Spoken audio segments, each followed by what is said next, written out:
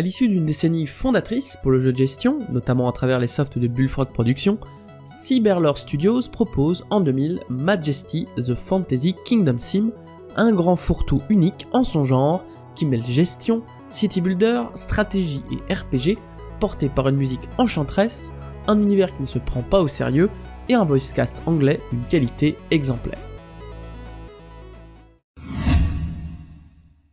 Dans chacun des scénarios, de plus en plus retors, vous dirigez un roi qui doit venir à bout d'une quête, que ce soit récupérer un artefact légendaire ou vaincre un puissant sorcier. Il faut donc que des héros réalisent votre basse besogne. Vous commencez ainsi par construire l'économie de base de votre royaume et les premières guildes. En effet, le niveau 1 de votre château comprend quelques paysans qui sortiront construire vos bâtiments une fois que vous aurez décidé où vous les poserez, des gardes pour vous défendre de toutes les monstruosités qui errent, et d'un collecteur de taxes qui visitera tous les bâtiments de votre royaume pour récupérer l'argent en le ramenant à votre château, s'il ne se fait pas trucider sur le chemin. Il va donc falloir, pour vous étendre, équilibrer les bâtiments économiques, les bâtiments de défense et les guildes de héros. Les premiers, comme le marché ou les postes de commerce qui permettent de sortir régulièrement des convois d'argent, permettent de rapporter gros.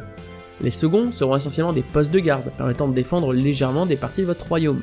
Et en effet, plus votre royaume croît, plus des huttes de paysans seront automatiquement construites, plus il y aura d'activités, mais aussi plus il y aura de dangers, puisque des sites de monstres, comme des égouts remplis d'hommes rats ou des cimetières peuplés de squelettes, sortiront alors de terre.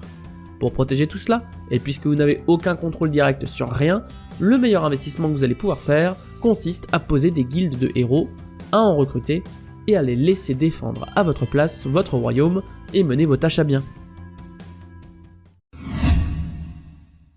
Chaque guilde permet de recruter une poignée de héros, qui auront leur propre comportement puisque vous ne pourrez pas contrôler leurs faits et gestes. Les voleurs iront récupérer des trésors dans tous les sens, les rangers exploreront la carte, les paladins iront chercher un par un les monstres pour les trucider, les guerriers défendront votre royaume, les soigneurs accompagneront les différents héros et j'en passe. Chaque guilde a sa spécificité, mais offre aussi de nouveaux moyens en royaume. La guilde des voleurs permet de récupérer l'argent présent dans les bâtiments sans que le collecteur de taxes y soit passé, moyennant une taxe, et permet aux héros d'empoisonner leurs armes. La guilde des rangers peut changer de place, moyennant finance. La guilde des sorciers permet de lancer des sorts, par exemple des éclairs, pour terrasser les monstres qui vous menacent. Le seul moyen de contrôler efficacement les faits et gestes de vos héros va consister à émettre diverses cibles par le biais de drapeaux sur des portions de terre, des monstres ennemis ou des sites de monstres, en promettant des centaines de pièces d'or pour la réalisation de ces objectifs. Cela attirera plus ou moins facilement des héros avides de récompenses pour orienter un brin leurs actions, et cela permettra de venir généralement à bout des scénarios. Les héros ne sont pas entièrement décorrélés de votre système économique, bien au contraire. En tuant des monstres, ils passent des niveaux, récupèrent des pièces d'or, mais ils vont alors souhaiter bénéficier d'un meilleur équipement. Ils vont alors aller dans vos marchés pour acheter des talismans et des potions de soins, que vous aurez préalablement recherchés, dans les guildes des uns et des autres pour enchanter leurs armes, dans des bâtiments spécifiques que vous aurez mis en place, comme des jardins de méditation pour apprendre de nouvelles compétences, chez le forgeron pour améliorer leurs armes et leurs armures.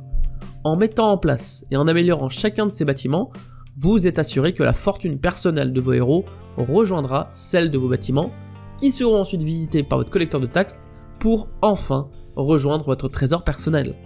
Ce flux économique est passionnant à regarder, et entièrement indirect, participant à la fascination du titre.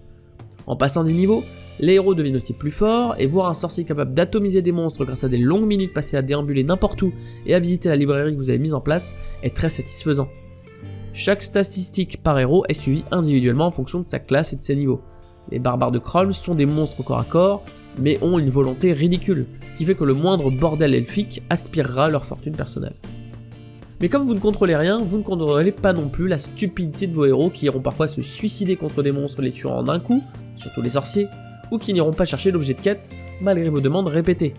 Il y a également des scénarios beaucoup trop difficiles, qui vous imposeront sans vous le dire des classes particulières pour résister aux vagues de monstres ou aux conditions spécifiques de victoire. D'autant que tant que vous n'avez pas plusieurs marchés, un château niveau 3 et une nuée de héros, vos rentrées d'argent sont dérisoires, vous forçant à attendre parfois 5 à 10 minutes une éclaircie financière en ne contrôlant pratiquement rien. De même, quand vous êtes dans une spirale infernale avec des monstres qui attaquent et des héros pas assez forts, cela devient vite catastrophique.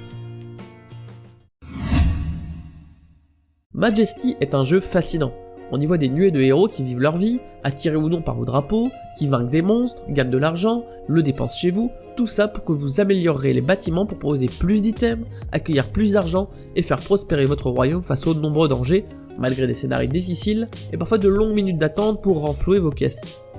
L'ambiance RPG humoristique est aussi délicieuse, avec des voix bien archétypales, avec le bon équilibre entre l'humour, le talent et le surjeu, les nombreuses classes différentes de héros avec leurs pouvoirs spécifiques, du guerrier au barbare en passant par toutes les variétés de mages, les temples de héros exclusifs les uns des autres forçant à faire des choix, les races étrangères exclusives vous forçant à choisir entre les elfes qui augmentent la rentabilité de vos marchés mais font pendre des bordels qui aspirent l'argent de vos héros, ou bien des gnomes qui iront construire vos bâtiments encore plus rapidement, ou même des nains, permet de montrer un jeu qui mélange avec talent différents genres. Je note donc ce jeu héros entrepreneur sur taxes sonnantes et trébuchantes.